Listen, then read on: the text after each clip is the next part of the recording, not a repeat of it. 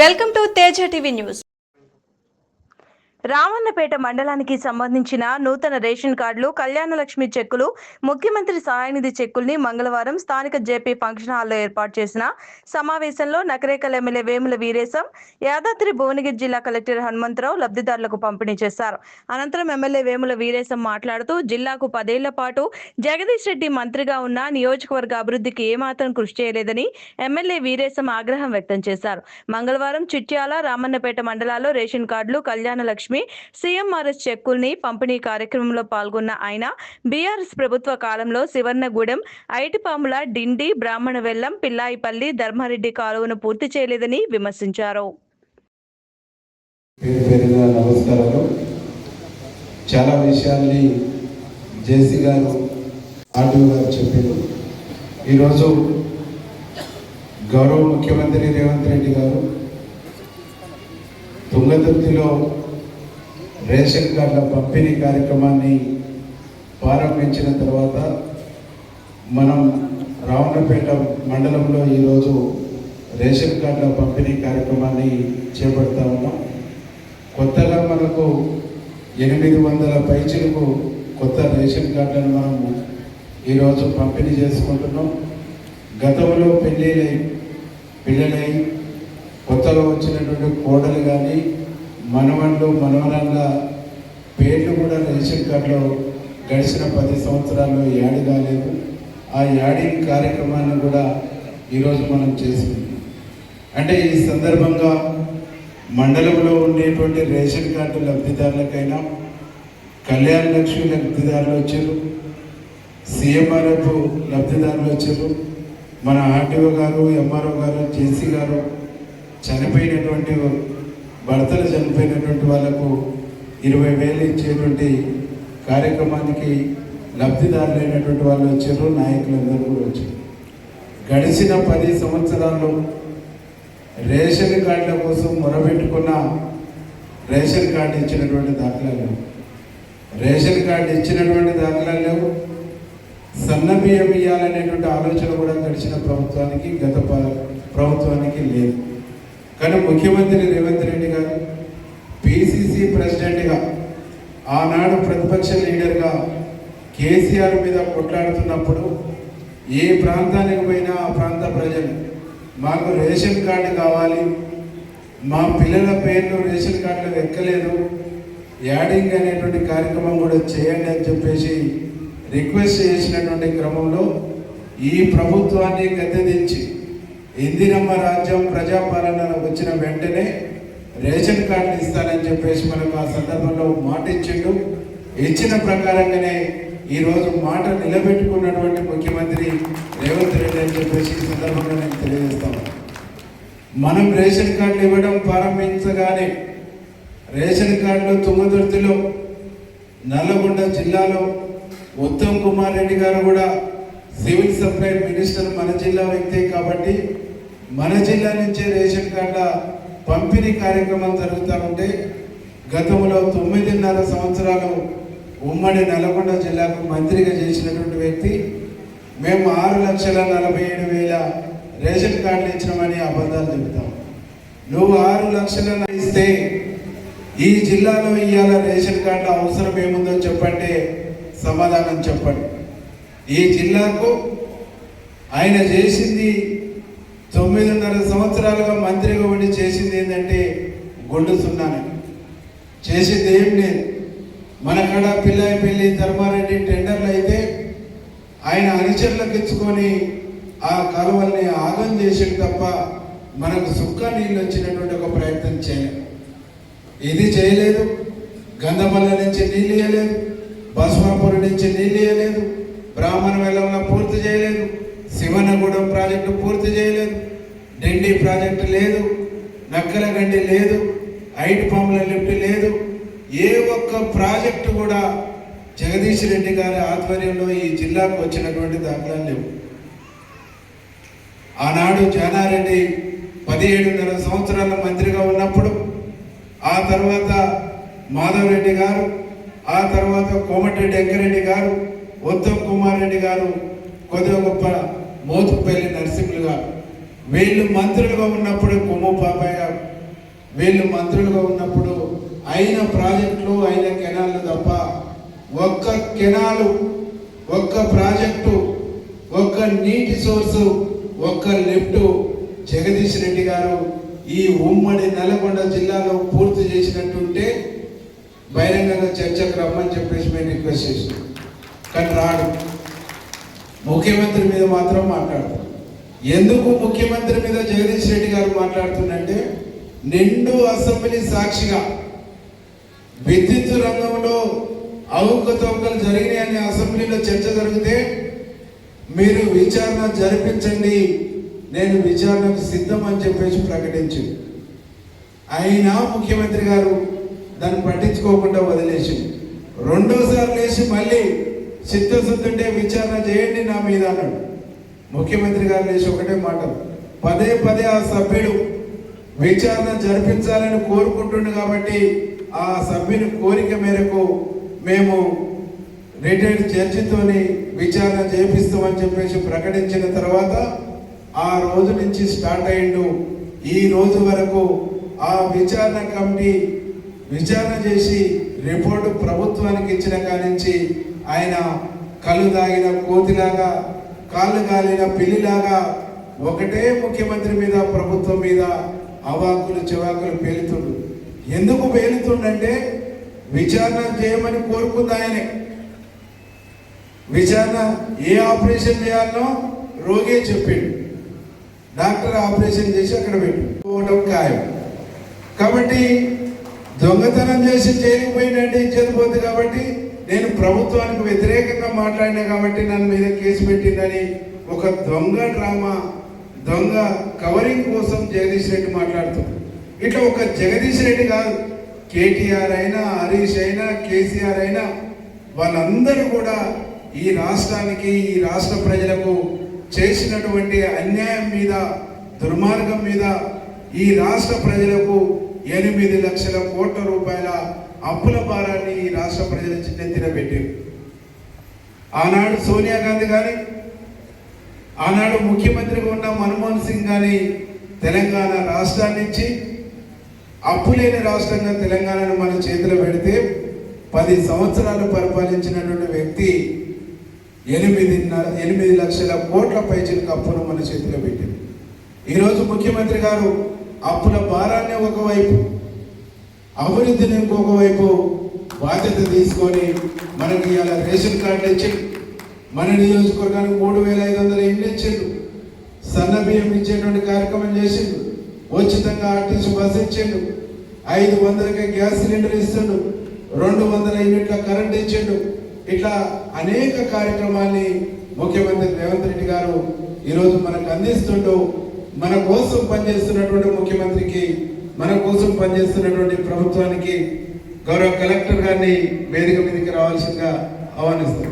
గారికి, ప్రభుత్వానికి అండదండగా ఉండాలని చెప్పేసి మీ అందరినీ కూడా పేరు పేరున విజ్ఞప్తి చేస్తా ఉన్నాం. ఈరోజు పిల్లాయిపల్లి ధర్మారెడ్డి కొందరు మాట్లాడుతున్నారు, ధర్మారెడ్డి కాలువ గత ప్రభుత్వం గత పాలకులు పూర్తి చేయక నత్తనడకను వదిలేసినటువంటి పనుల్ని ఈరోజు ఉత్తమ్ కుమార్ రెడ్డి గారు, మంత్రి గారు, మన జిల్లా మంత్రి గారు కోమటిరెడ్డి వెంకరెడ్డి గారు, నేను ముఖ్యమంత్రి గారి దృష్టికి తీసుకెళ్లి టెండర్ నిధులు ఇప్పించి టెండర్ పెట్టి వేగంగా పని అవుతుంటే బీఆర్ఎస్ అంటారు ఆదాని వాళ్ళు కంపెనీ పెడతారు కాబట్టి దానికోసం రైతులకు నీళ్ళు ఇవ్వడానికి పని జరుగుతూ ఉంది. ఆదాని భూములు ఎప్పుడు కొన్నాడు, ఏ గవర్నమెంట్లో కొన్నాడు, ఏం చేసింది ఆ రోజు? దాంట్లో ఆదాని భూముల్లో ప్రభుత్వ భూములు ఉన్నాయి. మా కుమ్మాయిగూడెం, సిరిపురం ఆ ప్రాంతం సంబంధించినటువంటి గొల్ల కుర్మలు గొర్రెలు కాసుకుంటారు. ఆ గొర్రెల కాపర్లకు ఉన్నటువంటి గవర్నమెంట్ భూమిని కూడా పోతుందనేటువంటి సోయి లేకుండా చేశారు. ఈ వేదిక మీద ఉన్నటువంటి ప్రజాప్రతినిధులను నేను కూడా సిమెంట్ ఫ్యాక్టరీ ఉన్నది, దీన్ని కూడా అబద్ధం, తప్పుడు ప్రచారం చేస్తారు. ఎన్నికలు వచ్చినప్పుడల్లా ఒక తప్పుడు ప్రచారం మొదలు పెడతారు. వాళ్ళు ఆన్లైన్లో అప్లికేషన్ చేసుకోండి. ఆన్లైన్లో అప్లికేషన్ చేస్తే మేము ఇయ్యము, నువ్వు ఏం కంపెనీ పెడుతున్నావో చెప్పాలి, ఏ కంపెనీ పెడుతున్నావో చెప్పకుండా ఉట్టిన ఆన్లైన్లో దరఖాస్తు పెడితే కుదరదు అని చెప్పేసి మన అధికారులు స్పష్టంగా చెప్పారు. అంటే ఇంత స్పష్టంగా ప్రభుత్వం ఉంది. ఈ ప్రభుత్వం మన ప్రభుత్వం, మనం ఎన్నుకున్నటువంటి ప్రభుత్వం, మనం కావాలని కోరి తెచ్చుకున్నటువంటి ప్రభుత్వం. ఇది మీకు నష్టం చేసి మీకు ఇబ్బంది కలిగే పని గౌరవనీయులు ముఖ్యమంత్రి రేవంత్ రెడ్డి గారు, గౌరవనీయులు ఈ జిల్లా మంత్రివర్యులు వెంకరెడ్డి అన్న, అట్లాగే ఉత్తమ్ కుమార్ రెడ్డి అన్న, ఇటు నేను కానీ ఎంపీ చామల కిరణ్ కుమార్ రెడ్డి కానీ ఇక్కడ ఉండే అధికారులు చేయము అని చెప్పేసి స్పష్టంగా హామీ ఇస్తాం. కాబట్టి మీరందరూ కూడా ఒకటే అర్థం చేసుకోండి. ఇవాళ 1000 ఏనుగులు తిన్న రాబందు తీర్థయాత్రకు కాశీ యాత్రకు పోయినట్టుగా 100 తప్పులు చేసినటువంటి గత ప్రభుత్వంలో గత పాలనలో జరిగినటువంటి తప్పులకు నిలువెత్తు సాక్ష్యమైనటువంటి వాళ్ళు ఈరోజు అబద్ధాలు అసత్యాలు ప్రచారం చేస్తున్నారు. ఈ అబద్ధాన్ని అసత్యాన్ని నమ్మొద్దు, విశ్వసించొద్దని చెప్పేసి మీ అందరూ కూడా విజ్ఞప్తి చేస్తూ ఈ ప్రభుత్వాన్ని కాపాడుకొని రక్షించుకొని ముఖ్యమంత్రి గారికి అండదండగా తోడు నీడగా నిలవలసినటువంటి బాధ్యత ప్రతి పౌరుడి పైన ఉందని చెప్పేసి మేము విజ్ఞప్తి చేస్తూ ఇప్పుడు ఇల్లు దాదాపు ఇందిరమ్మ ఇల్లు ఫస్ట్ విడత ఇచ్చినాం. రాని ప్రతి పేదవాళ్ళకు కూడా మళ్ళీ దరఖాస్తుకు సంబంధించి తీసుకున్నాం. సెకండ్ విడత రాని ప్రతి ఒక్కరు కూడా ఇల్లు ఇస్తాం. ఫస్ట్ విడత ఇస్తాం. ఫస్ట్ విడత 680 పైచలకు ఇల్లు ఇచ్చినాం. సెకండ్ విడత ఇస్తాం. థర్డ్ విడత ఇస్తాం. ప్రతి ఊరిలో పేదవాళ్ళు అనుకున్నటువంటి వాళ్ళు అర్హత కలిగిన ప్రతి పేదవాడికి విడతల వారీగా ఇల్లు ఇచ్చేటువంటి బాధ్యత ఈ ప్రజా ప్రభుత్వాన్ని, ఇందిరమ్మ ప్రభుత్వాన్ని, గౌరవనీయులు ముఖ్యమంత్రి రేవంత్ రెడ్డి గారిది. ఈ శాసనసభ్యునిగా ఈ నియోజకవర్గ ప్రజలకు ఇప్పించుకునేటువంటి బాధ్యత నాది అని చెప్పేసి మీ అందరూ కూడా హామీ ఇస్తూ ఇంత పెద్ద ఎత్తున వచ్చిన ప్రతి ఒక్కరికి పేరు పేరిన నమస్కారాలు, శుభాకాంక్షలు. రేషన్ కార్డులు అందుకుంటున్నటువంటి వాళ్ళకి శుభాకాంక్షలు తెలియజేస్తూ ముగిస్తాం. పేదవాళ్ళు అయితే రేషన్ కార్డు వస్తుంది, ఇందిరా మిల్లు వస్తుంది. ఇందిరా మిల్లు కేవలం 3500 ఇండ్లు ఇప్పుడు వచ్చింది. మళ్ళీ సంవత్సరం ఒక 3500 ఇండ్లు వస్తాయి. కాబట్టి ఇది నిరంతర ప్రక్రియ. అందరూ కూడా మహిళా సంఘాలకు మేము రిక్వెస్ట్ చేసినాం, ఇందిరా మిల్లు కట్టుకునేటప్పుడు చిన్నప్పో పెద్దప్పో సిఏఎఫ్ కింద 1,00,000 నుంచి 2 లక్షల రూపాయలు ఇవ్వండి అని రిక్వెస్ట్ చేసినాం. ఎందుకంటే ఏదో టీవీ కొనుక్కోవడానికో ఇతరత్ర లగ్జరీస్కో మీరు అప్పిస్తే ఉపయోగం లేదు. అదే ఒక ఇల్లు కట్టుకోవడానికి ఇస్తే ఉపయోగం ఉంటుంది. ఆ ఇల్లు నిలబడుతుంది. వర్షమైనా ఎండైనా వానకి తడిసి ఎండకి ఎండి ఉండే పరిస్థితి రాకుండా మీ మహిళా సంఘం సభ్యురాలు ఒక మంచి ఇంటి వాళ్ళు అవుతారు. కాబట్టి మీరు మహిళా సంఘంలో మేము ఆల్రెడీ సర్క్యులర్ ఇచ్చినాం. మీరందరూ కూడా 1,00,000 నుంచి 2 లక్షల రూపాయల వరకు అప్పియండి. ఈజీగా తీరుస్తారు వాళ్ళు, గ్యారంటీగా. ఎట్లా తీరుస్తారంటే ఇప్పుడే మాకు వీడియో కాన్ఫరెన్స్ అయింది. ఎందుకు లేట్ అయినా అంటే రాష్ట్రం నుంచి పొంగిరెడ్డి శ్రీనివాస్ రెడ్డి గారు, మన హౌసింగ్ మినిస్టర్ గారు, చీఫ్ సెక్రటరీ గారు వారు రివ్యూ తీసుకున్నారు. తీసుకొని ఇంకా తొందరగా ఇల్లు కట్టియాలి. మన వాళ్ళతో శాంక్షన్ అయినాయి. 40 రోజుల్లో కట్టాలా, కట్టకపోతే అది క్యాన్సిల్ చేసి వేరే వాళ్ళకి ఇస్తాం. నేను కూడా ఆగిన జిల్లా కలెక్టర్. ఎందుకు ఆగినంటే నిన్నటి వరకు ఆషాఢం ఉండే, ఇవాళ శ్రావణ మాసం, మంచి రోజులు వచ్చినాయి. అందుకని నేను క్యాన్సిల్ చేయమన్నా చేయలేదు. మా ఎమ్మెల్యే గారు ఒప్పుకోలేదు. పేదోళ్ళు మంచి రోజులు చూసుకుంటారు, వాళ్ళు కూడా మంచి చెడు ఉంటుంది కదా అని చెప్పి ఆయన క్యాన్సిల్ చేయనీయలేదు. ఇంకో వారం రోజులు సమయం ఇస్తాం. ఎవరైతే ముగ్గు పోసుకోలేదో ఇమీడియట్గా ముగ్గు పోసుకోండి. ఈ వారం రోజుల్లో పనులు స్టార్ట్ కాకపోతే మీ క్యాన్సిల్ అయ్యి వేరే వాళ్ళకి అసలు పరిస్థితి వస్తుంది. కాబట్టి మీ అందరు చప్పట్ల మధ్య శాంక్షన్ అయిన అందరూ కూడా ఇల్లు స్టార్ట్ చేసుకుంటారని మాట ఇవ్వాలి. ప్రతి సోమవారం డబ్బులు పడుతున్నాయి. బేస్మెంట్కి 1,00,000 పడతాయి. మీకు మహిళా సంఘం నుంచి 1,00,000 రూపాయలు అప్పు వస్తే 20,000 ఇవ్వండి. గోడలు వేస్తే 1,00,000 పడతాయి. మళ్ళీ ఎంబటే సోమవారం ఈ యొక్క మీరు శనివారం బుక్ చేస్తే మండే డబ్బులు పడతాయి. మా ఇంజనీర్లకు కూడా క్లియర్ చెప్పినాం, ఎంబటే మీరు నమోదు చేయాలి, ఎంబీ చేయాలి, జియో కోఆర్డినేట్ చేయాలని. ఎక్కడా లేట్ ఉండదు. ఒక కంట్రోల్ రూమ్ కూడా తెచ్చినాం. హౌసింగ్లో ఏమైనా ఇబ్బందులు అయితే ఆ ఫోన్ నెంబర్ తెలిస్తే ఎంబటే 24 గంటల్లో పరిష్కరిస్తాం. కాబట్టి మళ్ళీ గోడల దాకా వచ్చిన 1,00,000 20,000 ఇవ్వండి. పునాది వేసిన తర్వాత 2 లక్షలు వస్తాయి, 40,000 ఇవ్వండి. లాస్ట్ బిల్ 1,00,000 వస్తుంది, 20,000 ఇవ్వండి. ఇట్లా 4 విడతలుగా 1,00,000 రూపాయలు మీకు ఆ మహిళా సంఘం సభ్యురాలు చెల్లిస్తుంది. కాబట్టి 1,00,000 రూపాయలు ఇచ్చినందువల్ల ఆమె ఇంటికి ఒక ఇల్లు అవుతుంది, వాళ్ళ పిల్లలకు ఒక గూడు అవుతుంది. దానికంటే మించిన ఆనందం కానీ, అంతకంటే మంచి భాగ్యం కానీ, మంచి దైవకృప కానీ సంఘాలకు ఉండదు. కాబట్టి సంఘంలో ప్రతి మహిళా సంఘం సభ్యురాలకు 1,00,000 నుంచి 2 లక్షల రూపాయల వరకు మీరు ఇవ్వాల్సిందిగా కోరుతున్నాం. అదేవిధంగా జిల్లాలో కూడా ఈ ప్రైస్ కమిటీ మానిటరింగ్ పెట్టాం. మేస్త్రీలు ఎక్కువ అడుగుతున్నారు. దానికోసం ఒక ఫిక్స్డ్ రేట్లు పెట్టాం. అదే పిల్లర్తో అయితే స్క్వేర్ ఫీట్కి 300, పిల్లర్ లేకుండా అయితే 275, లేకపోతే మొత్తం దీనికే పోతే ఇబ్బంది అవుతుంది. ఇసుక కూడా ఎమ్మెల్యే గారి యొక్క పర్మిషన్ తోటి రీచ్లు పెట్టాం. అదేవిధంగా స్టీలు, సిమెంట్ ఇష్టారీతిగా పెరగకుండా Ramannapet tahsildar, Ramannapet MPDO, Ramannapet sub inspector, Ramannapet మండల ప్రత్యేక అధికారి కూర్చొని ఎమ్మెల్యే గారి యొక్క వరుసగా ప్రభుత్వంలో పండగల్లా జరుగుతున్నాయి. మొన్న ఇందిరమ్మ ఇంట్ అని ప్రొసీడింగ్స్ ఇవ్వడం, అదేవిధంగా ఇందిరమ్మ ఇంటి కట్టుకోవడం, ఎన్నటి నుంచో కళ ఇల్లు కట్టాలనేది, దానికి ఉత్తర్వులు అందడమే కాకుండా రామన్నపేట మండలంలో చాలా ఇండ్లు ముందుకు దూసుకెళ్తున్నాయి. అదేవిధంగా నిన్నటికి నిన్న ఇందిరా మహిళా వారోత్సవాలు అని చెప్పి పండగల్లాగా నియోజకవర్గ వ్యాప్తంగా జరిగినాయి. దాంట్లో కూడా ఎందుకు జరిగిన ఇందిరా మహిళా వారోత్సవాలంటే మహిళని కేంద్రంగా తీసుకొని పూర్తి స్థాయిలో వాళ్ళకి అన్ని రకాల అభివృద్ధి సంక్షేమ కార్యక్రమాలు అందించాలని ప్రభుత్వం ముఖ్యమంత్రి గారి యొక్క ఆధ్వర్యంలో పూర్తి స్థాయిలో ఏ కార్యక్రమం చేసినా మహిళకి ఏం చేద్దాం, వ్యాపారవేత్తలుగా మారుద్దాం, కోటి మందిని కోటీశ్వరులుగా చేద్దామనే ఆలోచనతోనే ప్రతి ప్రణాళిక రచిస్తున్నారు. కేవలం ఏదో మీరు బ్యాంకు లింకేజీలు తీసుకోవడమే కాకుండా, ఏదో బ్యాంకు రుణాలు తీసుకోవడమే పరిమితం కాకుండా, అమ్మ ఆదర్శ పాఠశాల కింద కాంట్రాక్టర్ అవతారం ఎత్తినారు. మొత్తం పాఠశాలలు మీరే కట్టారు. మీ పిల్లలు చదువుకున్నటువంటి బడులకి అదనపు తరగతి గదులు మీరే కట్టారు. అదేవిధంగా పెట్రోల్ బంకులు మీకు వస్తున్నాయి, బస్సులు మీకు వస్తున్నాయి. బస్సులు మీరు యజమానులు అవుతారు, దాని లాభం మీకే. అదేవిధంగా పెద్ద ఏది జరిగినా పరిశ్రమల్లో కూడా మిమ్మల్ని ఇన్వాల్వ్ చేయాలి, ఏదో చిన్న వాటికి పరిమితం చేయొద్దని చెప్పేసి ఆలోచన. అదేవిధంగా ఏ కార్యక్రమం స్కీమ్, వెల్ఫేర్ స్కీమ్ తీసుకున్నా మహిళను కేంద్రంగా తీసుకొని చేస్తున్నారు. ఎందుకు అంటే ఒక మహిళ కుటుంబంలో బాగుపడితే ఆ కుటుంబం బాగుపడుతుంది, కుటుంబం అంతా బాగుపడుతుంది. కుటుంబం బాగుపడితే గ్రామం బాగుపడుతుంది, గ్రామం బాగుపడితే మొత్తం సమాజం మరియు రాష్ట్రం, దేశం బాగుపడుతుంది కాన్సెప్ట్ తోటి ప్రభుత్వం ప్రజాపాలన అందించే విధంగా మహిళలకు పెద్దపీట వేస్తున్న విషయం మీకు తెలిసిందే. దానిలో భాగంగా ఏ వెల్ఫేర్ స్కీమ్ అయినా గృహజ్యోతి కింద 200 యూనిట్ల కింద కరెంటు లేనటువంటి, ఏ విధమైనటువంటి విద్యుత్ ఛార్జీలు లేకుండా జీరో బిల్ కూడా మీకే ఆదా. ఆ మహిళకే ఇక్కడ గ్రామీణ ప్రాంతం కానీ పట్టణ ప్రాంతం కానీ కుటుంబాలు నడిపించేది ఎక్కువ 90% మంది మహిళలే ఉంటారు. కష్టమైన, సుఖమైన, ఆర్థిక భారమైన ఆమెకే ఇబ్బంది. అదేవిధంగా గ్యాస్ సిలిండర్ కూడా 500కే గ్యాస్ సిలిండర్ కూడా దాంట్లో వచ్చే ఆదా కూడా మహిళలకే. అదేవిధంగా బస్సు ఫ్రీ మహిళలకే, దాని ద్వారా కూడా ఆదా అవుతుంది. అంతకుముందు పంచాయతీలు పెట్టారు, ఆదా అవుతుంది.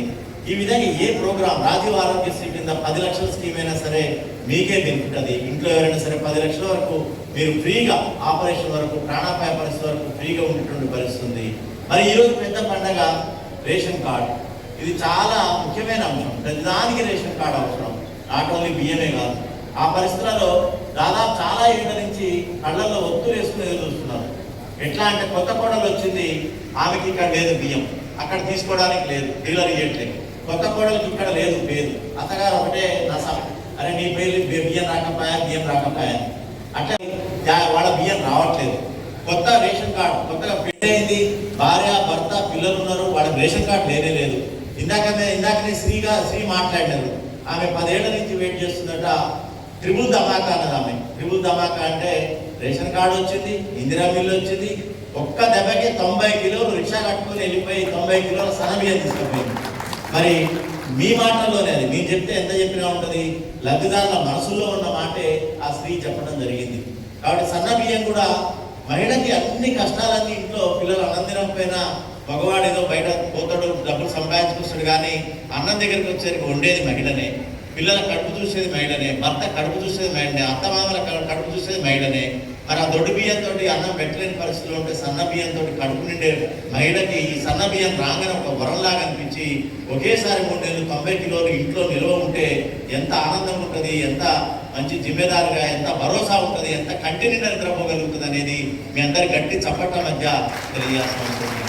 మరి ఈరోజు రేషన్ కార్డు అర్హులైన ప్రతి ఒక్కరికి ఇద్దామని పేద ప్రజల పక్షపాతి, ఎప్పుడు పేద ఇళ్లలో తిరిగేటటువంటి ఏకైక ఎమ్మెల్యే మన వేముల వీరేశం ఎమ్మెల్యే గారు గట్టి చప్పట్లతో తెలియాలి. ఎందుకంటున్నా అంటే సన్న బియ్యం కోసం ఎక్కడ సన్న బియ్యంతో కూడినటువంటి భోజనం ఎక్కడ చేసినంటే నిరుపేదల ఇళ్లలో పోయి చేసినారు. వారితో పాటు నేను కూడా నాకు అవకాశం దొరికి రామన్నపేటలో చూస్తే గుడిగజంగాల కాలనీ, దాంట్లో ఇల్లు అసలు లేనే లేదు, పరదాల ఇల్లు.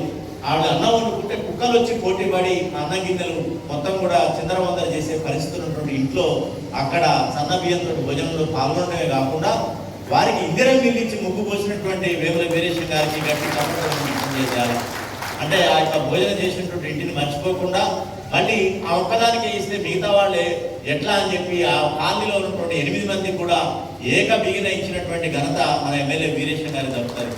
అదేవిధంగా కేవలం అది శాంక్షన్ ఇచ్చి వదులుకోకుండా దాని దగ్గరుండి కట్టిస్తున్నారు ఆ ఇండ్లని.